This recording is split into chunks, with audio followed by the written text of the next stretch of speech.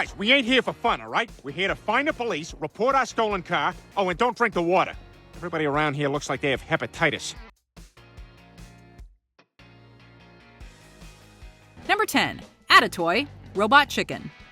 A parody within another parody, this Robot Chicken sketch sees journalist Pat O'Brien of The Insider giving his viewers the latest scoop on several shows, including The Simpsons. Tired of their liberal shenanigans, Fox owner Rupert Murdoch fired Simpsons creator Matt Groening and promises same show, brand new attitude this season. Morning, Apu. One order of freedom fries, please. Oh, for the love of my heathen God. They're called French fries, you fat, stupid American. I'm into Homeland Security. Don't move. Feeling that the series has become too liberal, Rupert Murdoch gives it a Fox News attitude. When Apu lashes out at Homer for calling French fries freedom fries, Homeland Security busts in and arrests the resident Quickie Mart clerk. The Simpsons enjoy a red, white, and yellow barbecue while Apu is chained up. I hope Apu has learned his lesson. I am so sorry I ever dared question the wisdom and strength of the United States of America. Hopefully someone out there is making a documentary about Apu's problematic incarceration. And this wouldn't be the last time these two animated universes collided. The Robot Chicken Gang has contributed to multiple Simpsons couch gags, once going full stop motion and later mixing different animation styles. Ew, cheap PVC smell. Oh no, I'm an action figure, and I hate action. Number 9. Guess What's Coming to Dinner? The Real Ghostbusters. With yellow skin, overbites, and 4 fingers on each hand, the Simpsons would admittedly look rather off-putting if they existed in our world. If anything, they'd seem less like humans and more like paranormal creatures. Ow! All of ya!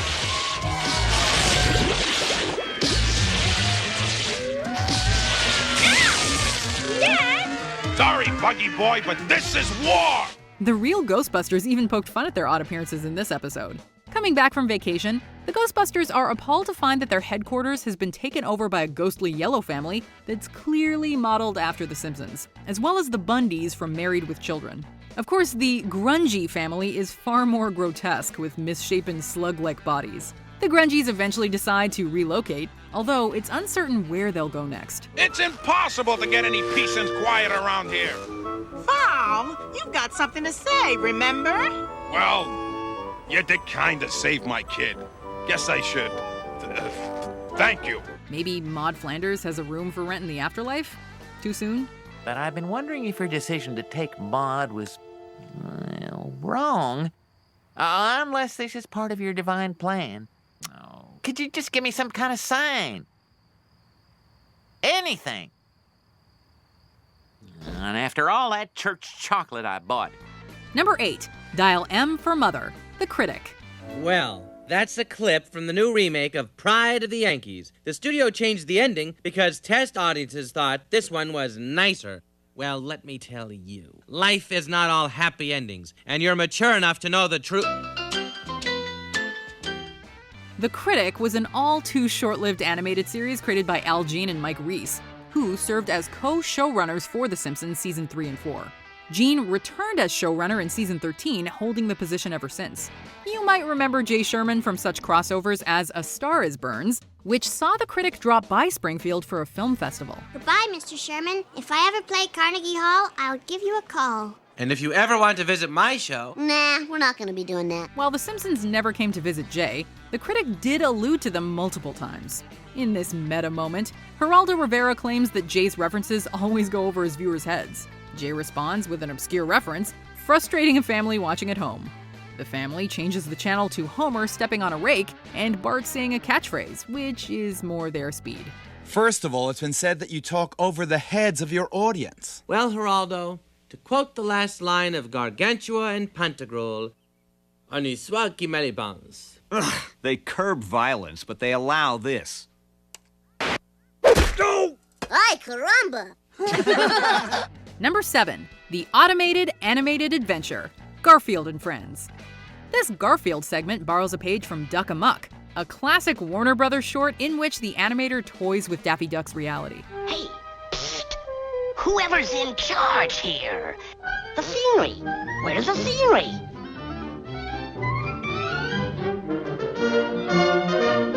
Stand back, musketeers! They shall sample my Blade?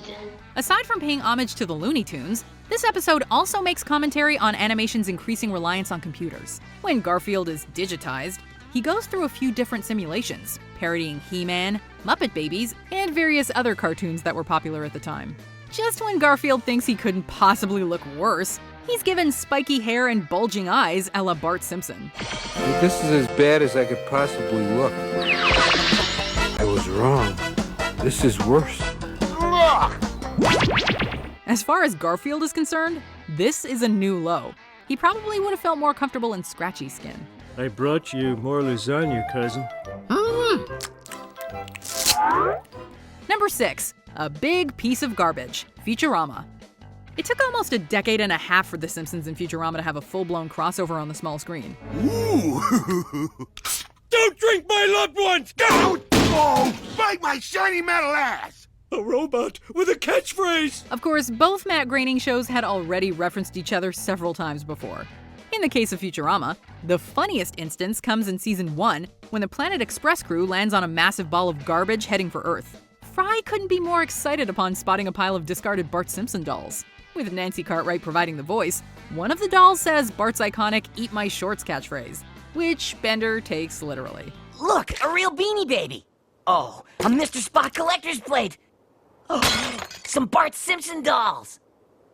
Eat my shorts. Okay. This is actually a clever send-up of all the merchandise spawned from Bartmania during the early 90s.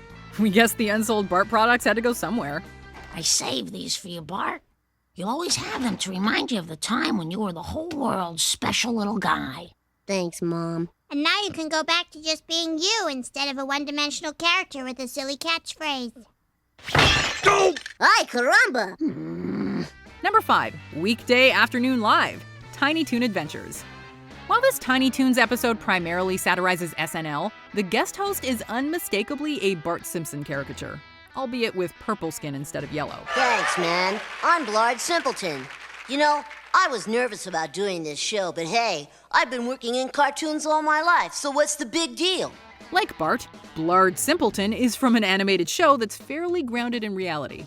Blard is in for a rude awakening when he arrives on the Tiny Toons set, where characters are blown up, eaten alive, and maimed on a regular basis. Unfortunately for Blard, he cannot renege on his hosting duties, and ultimately winds up falling through the stage with the rest of the cast. Blard is voiced by Tress MacNeille, who also voiced Babs Bunny. Funnily enough, another episode saw Babs impersonating Marge, Bart, and Maggie. I know. Let's all have some cupcakes. Yummy and nutritious. Cupcakes. Cool, man. Even more fitting, MacNeille has also voiced various supporting players on The Simpsons. I collect pictures of cakes that I clip out of the magazines. It all started in 1941, when Good Housekeeping featured a photo of a lovely cake. You wouldn't happen to have any real cakes around here, would you? Oh my, no, I don't care for cake. Too sweet. Number 4, Duckman and Cornfed in Haunted Society Plumbers. Duckman.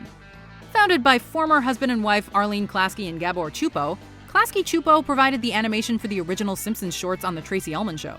Fresh chocolate chip cookies. Oh, don't touch those yet. They're very, very hot.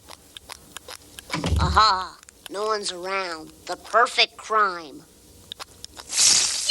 The company also produced the first 3 seasons of The Simpsons before branching out with shows like Duckman. The Duckman crew made a couple of allusions to their Simpsons roots, most notably in this episode.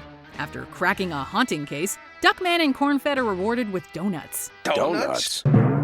At least there's one thing we can be grateful for. There's no such thing as ghosts.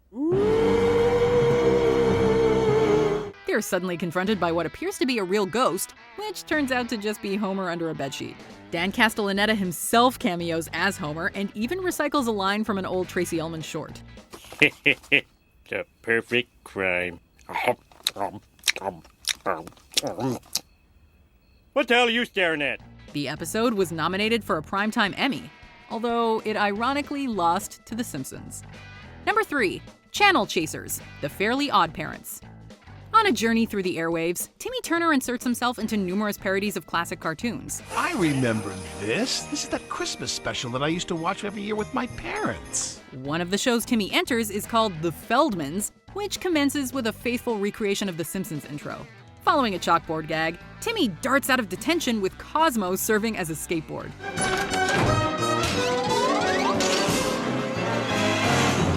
I don't understand. Why would Vicky run in here? This is the longest-running animated show on television! Timmy encounters a handful of residents inspired by Springfield locals, such as Krusty the Clown, Ned Flanders, and Barney Gumble.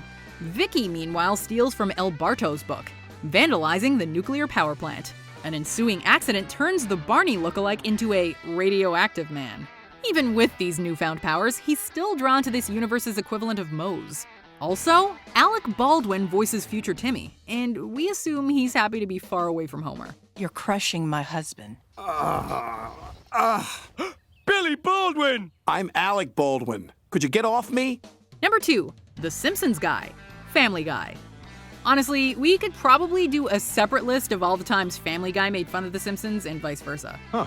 Guess we're in a town called Springfield. Springfield, eh? What state? I can't imagine we're allowed to say. For now, though, there isn't a better example than this crossover episode, in which the Griffins happen upon Springfield. At first, the Simpsons and Griffins get along great given their similarities. They prove too similar, however, as Homer accuses Peter's favorite beer of being a Duff imitator. Oh, this is just the same as Duff, but, like, worse. Hey, come on now. This is my favorite beer you're talking about. Hell, I work for the company. It's my livelihood. Oh, yeah? Well, your livelihood is based on fraud. Look at this. Huh? While the Family Guy writers take just as many shots at themselves, they also aren't afraid to bring up the fatigue Simpsons fans started experiencing during the later seasons. This culminates with a giant chicken fight, minus the chicken, between Homer and Peter. Don't expect the Simpsons to have an extended stay in Quahog anytime soon.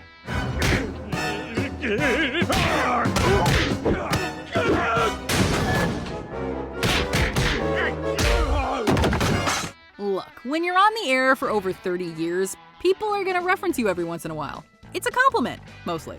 Strange as it may seem, I would actually qualify our number 1 as a compliment in many ways, even though these guys are usually known for mocking people. So, let's look through some honorable mentions, and then we'll see the top time a show made fun of The Simpsons. Hand to God, Arrested Development. Just because they went to Harvard doesn't make them all geeks. The father's some guy from Harvard, but that's all I know. That's great. It's probably some geek Simpsons writer's kid. Fashion, Portlandia.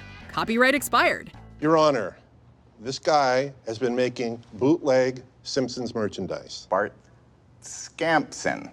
He is quite a scam. Scompson. Bart Scampson. Ska, like the music ska. Dirty Dancin', Dinosaurs. Don't have a Stegosaurus, man. This is why TV stinks. One show's a hit, they make 50 more like it with the same characters and the same premise. Don't have a cow, man! Faking Bad, American Dad. Didn't Bart already get a fake ID that took him to Knoxville? Whatever. Okay, next ID is ready. Mike Crotch? I'm looking for Mike Crotch. Retrace Your Stepalizer, Solar Opposites. This all better be made canon in Space Jam 2. Or remember that day when everything was a musical? Yeah, or what about when we teamed up with the Simpsons for a game against the Monstars from Space Jam? Number 1, Simpsons already did it. South Park. In his hopeless pursuit of world domination, Butters is annoyed that his best ideas have already been done on The Simpsons. Okay, how about this, Dougie? I'm going to pose as a real estate agent and con everyone in town into buying a monorail, and then skip town with all their money. No? Simpsons did it. They did it episode 204. Matt Stone and Trey Parker know how Butters feels, as they've also come up with several great ideas, only to find that The Simpsons beat them to it. A notable example came in season 6, when they planned to have Cartman block out the sun. Reportedly, even while writing this episode, it was brought to their attention that a subplot involving sea people worshipping Cartman mirrored a Treehouse of Horror storyline. Welcome to our world, most gracious Lisa. Your world is incredible, and you speak English. We have listened to you speak since the dawn of time, O Creator, and we have learned to imitate you exactly. This coincidence brought everything together in the end, however, as Butters learns that it's okay if The Simpsons did something first. Besides, South Park would rather invite comparison to The Simpsons than Family Guy. You don't like Family Guy either, huh? I hate Family Guy. Did you enjoy this video? Check out these other clips from WatchMojo, and be sure to subscribe and ring the bell to be notified about our latest videos.